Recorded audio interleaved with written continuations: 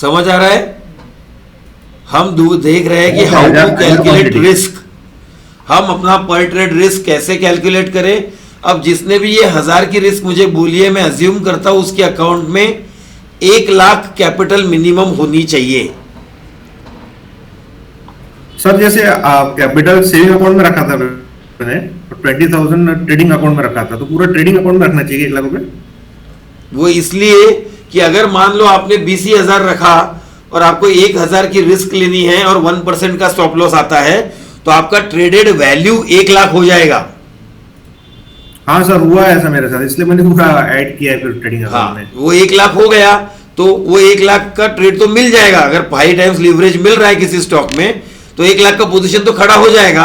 But अगर दूसरा trade आया तो आप उस दूसरे ट्रेड में पोजीशन नहीं बना पाओगे, और उस चक्कर में अब वो चला और ये पहला वाला नहीं चला तो आप प्रोबेबिलिटी को फिर से खो दोगे। प्रोबेबिलिटी क्या कहती है, जब भी सेटअप आए तो आपने ट्रेड करना ही चाहिए, है ना। तो जैसे अभी रिस्क पर ट्रेड मैंने 1000 किया, अब इसमें क्या ये एक्सेल शीट का प्रिंट आउट निकालना क्यों जरूरी है? सबसे पहले तो जो ये ऑप्शन ट्रेडर्स देखेंगे इसको हंसेंगे वो लोग, अरे लाख रुपए अकाउंट में और केवल 1000 रुपए पे खेलने को बोल रहा है, बेवकूफ है क्या तू, ऐसा बोलेंगे मुझे, क्योंकि उसको लाख पे पूरे लाख को चुना लगाने का है। पूरे लाख की पोजीशन बनाते हैं ऑप्शन बायर्स, और उसमें स्टॉप लॉस कितना होता है पता है? 0। मतलब वो ऑप्शन का प्रीमियम 0 होने पर ही वो बोलता है मैं हार गया। 10 रुपए भी प्रीमियम आ जाता है ना 100 का, तब भी बोलता है चांस है ये 200 जा सकता है। कौन सा इंजेक्शन लेते हैं क्या पता। बट ऑप्शन बायर कभी भी मनी मैनेजमेंट प्रॉपरली करता नहीं। ऑप्शन सेलर को बाय डिफॉल्ट मनी मैनेजमेंट करके मिलता है। कैसे? ऑप्शन सेलर को अगर कोई प्रीमियम बेचना है तो फ्यूचर के लॉट का मार्जिन देना होता है। अब फ्यूचर के लॉट का मार्जिन 1.5 लाख है। अब अगर वो 1.5 लाख की पोजीशन बनाएगा तो 1000 का रिस्क तो वैसे ही हो गया उसका। समझ आ रहा है मैं क्या बोल रहा हूं? सो पॉइंट इज, वो बंदा जो 1.5 लाख लगाकर शॉर्ट करता है उसे होशियार क्यों कहते हैं? 2 चीजों की वजह से। शॉर्ट करने वाला बंदा अनलिमिटेड रिस्क के लिए खेल रहा है, क्योंकि अगर वो उसके विपरीत दिशा में भाग गया तो बहुत बड़ा नुकसान हो सकता है, unlimited loss. But unlimited loss एक मिथ है। अगर कोई स्टॉप लॉस लगा के ट्रेड कर रहा है तो उसको अनलिमिटेड लॉस हो नहीं सकता है। और ऑप्शन सेलर के फेवर में टाइम वैल्यू होती है। जो टाइम रिड्यूस होकर वो श्रिंक होते जाता है ना प्रीमियम, वो उसके फेवर में काम करता है। और ऑप्शन बायर, अब उसी जगह ऑप्शन बायर ये नहीं सोचता कि इसको 1.5 लाख लग रहे हैं 1000 की रिस्क लेने को, मुझे 1000 की रिस्क 10,000 पे भी लेते आ सकती है, 2000 पे भी लेके आ सकती है, तो मैं 2,000 की पोजीशन बनाता हूं। ये नहीं सोचता। अगर उसने 2000 की पोजीशन बनाई तो वह उसको ये लगने लगता है कि उसका 98 लाख तो खाली पड़ा हुआ है। और ये फीलिंग के कारण ऑप्शन बायर कंसिस्टेंट लॉस कर रहे हैं स्टॉक मार्केट में। ये तो पहला रीजन है। इससे बड़ा रीजन ये है कि ऑप्शन बायर को ट्रेड केवल महीने में 4, 5, 6 दिन मिल सकता है, और वो 30 दिन ट्रेड करते हैं, 22 दिन ट्रेड करते हैं। अब 22 दिन ट्रेड करोगे जिसमें से 7 ही दिन चलने वाले हैं, तो आपने वैसे ही आपकी प्रोबेबिलिटी 30% कर दी है ना। लेकिन स्टॉक में एडवांटेज क्या है? स्टॉक में एडवांटेज ये है कि स्टॉक की दिन की मूवमेंट मतलब ये की है, रुका दी गई है 20% अप 20% डाउन। कुछ स्टॉक की 10% अप 10% डाउन, कुछ स्टॉक की 5% अप 5% डाउन। ठीक है। इसकी वजह से होता क्या है कि एक स्टॉक में बहुत बड़ी क्वांटिटी या 1% रिस्क लेने के लिए आपको पूरा 1000 रुपीज का रिस्क लेने के लिए 1 लाख का पोजीशन खड़ा करना पड़ता है। अगर आपका स्टॉप लॉस 1% आया है तो, अगर 2% आया तो 50,000 की पोजीशन बनानी पड़ेगी। But at the end of the day 1 lakh और 50,000 की पोजीशन भी आपका पूरा कैपिटल वाइप आउट नहीं करवा सकती। इसलिए stock is the safest instrument for intraday traders, क्योंकि यहां पर कंसिस्टेंट आप वेल्थ बना सकते हो इंट्राडे ट्रेडिंग करके एक लॉजिकल वे से। अगर आप अंधाधुंध कर रहे हो तो फिर तो यहां पर भी पैसा जाएगा ही, बट अगर आप डिसिप्लिन वे से कर रहे हो तो यहां आराम से छोटा पैसा बनता है। छोटा पैसे का मतलब 5 to 10% अ मंथ आराम से बनता है। इससे ज्यादा भी बन सकता है। जैसे हमारे दीपक भाऊ ने पहले मंथ में 45% कमा लिए थे, फिर उनको छुट्टी खुजली, नहीं कोई खुजली नहीं देता, रिस्क बढ़ा दी, हाँ, रिस्क बढ़ा दी। हाँ, लेकिन माइनस तो नहीं हुआ। नहीं माइनस तो नहीं है, बट प्रॉब्लम वही है हाँ। कि जो 5-6 हजार कमाए थे उसके 3,000 वापस दिए थे अपन ने, है ना। तो एनीवेज, तो पॉइंट इज कि आप 45% तक भी कमा सकते हो कंसिस्टेंट रिस्क लेकर, ये उनका अकाउंट बता रहा था। रीजन क्या था? क्योंकि उन्होंने मुझे ट्रेड किया था, मैं बोल रहा हूं कि यार ये अच्छा सेटअप है, तो उधर तभी उन्होंने ट्रेड किया, कोई अपने मन से कुछ भी नहीं किया, रिस्क बिल्कुल इक्वल रखी। तो ये सारी जो डिसिप्लिन उन्होंने फॉलो की, उस वजह से वो प्रॉफिटेबल बन पाए थे, वो भी 45% रिटर्न जनरेट किया था एक मंथ में।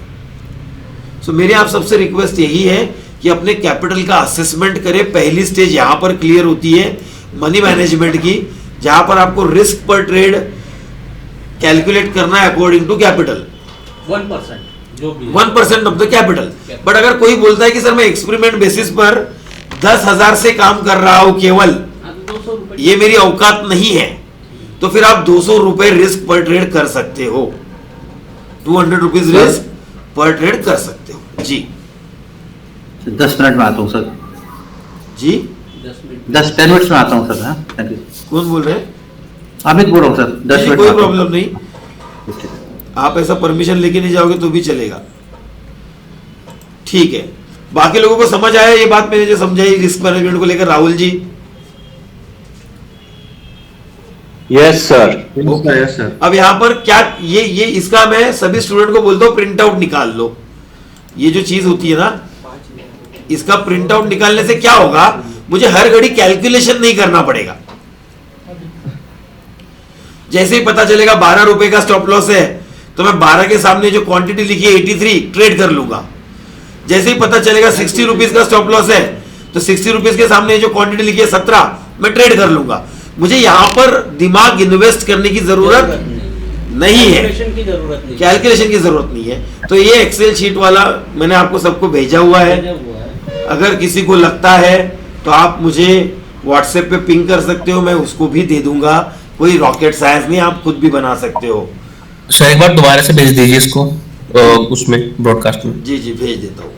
साथ ही में ये ध्यान में रखिए, जो भी यूट्यूब पर आपको जैकपॉट स्ट्रेटेजी, मेरे पास इतना अमेजिंग टूल है कि उसको बराबर पिन पॉइंट लेवल पकड़ी जाती है, ये जो सब कुछ बता रहा है उसको हाथ जोड़ो, वहां से दूर भागो, कुछ नहीं होता ऐसा। स्टॉक मार्केट में स्ट्रेटेजी से पैसा नहीं बनता, स्टॉक मार्केट में केवल और केवल प्रॉपर रिस्क मैनेजमेंट और रिस्क रिवॉर्ड से ही पैसा बनता है, डिसिप्लिन से पैसा बनता है, राइट माइंडसेट से पैसा बनता है।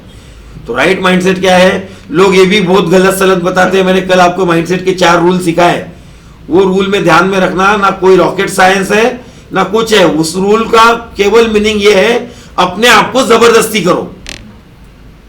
रूल मतलब क्या है? अगर मुझे 6 पैक एब्स बनाने हैं तो सुबह 5 बजे उठ के जिम में जाना पड़ेगा, 1 घंटा मशक्कत करनी पड़ेगी, मन मार के करना पड़ेगा। मैंने आपको एक फुटबॉलर का भी एग्जांपल दिया था, श्रोत्री नाम का एक फुटबॉलर है, क्षेत्री, हाँ सुनील क्षेत्री।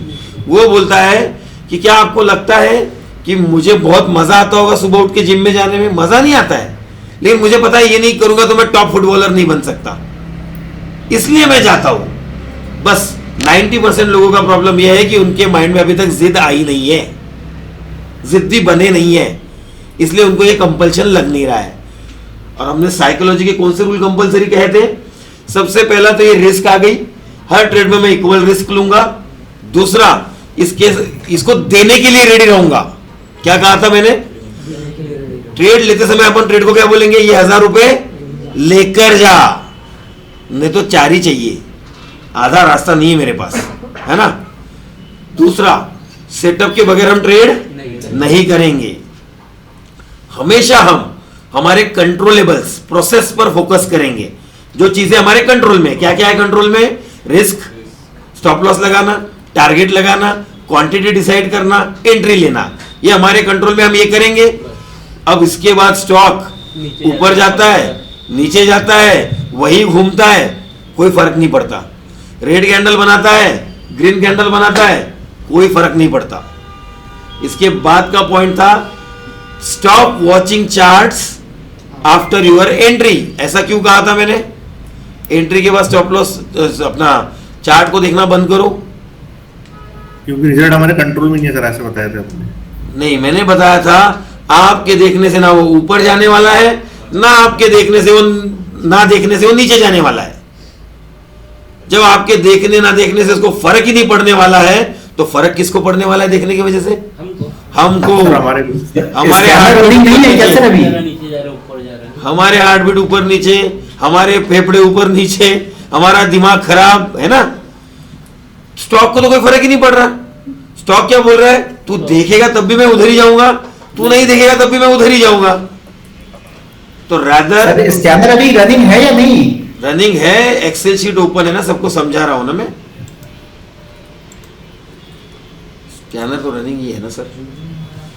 सो पॉइंट मेरा यही है कि एंट्री के बाद चार्ट को मत देखो, इससे आपका माइंड ऑलरेडी स्टेबल रहेगा, एक्सेप्टेंस बना रहेगा कि इसमें मुझे लॉस देने को रेडी रहना है। और last point, stop loss hit होने पे दिमाग खराब नहीं होना चाहिए, और टारगेट हिट होने पे दिमाग में गर्व नहीं आना चाहिए, मतलब और एक्साइटेड नहीं होने चाहिए। दोनों केस हानिकारक है। दिमाग खराब होने से रिवेंज ट्रेडिंग होगा, और ओवर एक्साइटेड होने से कैजुअल ट्रेडिंग होगा। दोनों भी अपने लिए हानिकारक है। टारगेट आने पर ये सोच सकता है इंसान मैं जो भी करता हूँ वो सही जाता है, और सही करने के चक्कर में वो करते जाएगा, है ना। इस वजह से ये money management and psychology hand in hand जाती है, और फिर आखिरी में आती है स्ट्रैटेजी। इतना छोटा रोल है स्ट्रैटेजी का, केवल एंट्री दिलवाती है, कुछ भी नहीं है। 8 स्टॉप लॉस एक लाइन में हिट होने पर भी आपको लॉस नहीं होगा, इसकी मैं आपको गारंटी देता हूं। मार्क माय वर्ड्स, ये मेरी गारंटी है। अगर किसी ने भी ब्लाइंडली 1:4 फॉलो किया ना, जिंदगी में उसके कैपिटल का रुपया भी माइनस नहीं होगा आफ्टर 10-20 ट्रेड्स। ठीक है, समझ में आया सबको आपका रिस्क मैनेजमेंट का पार्ट, और साथ में साइकोलॉजी का रिवीजन भी हो गया। ठीक।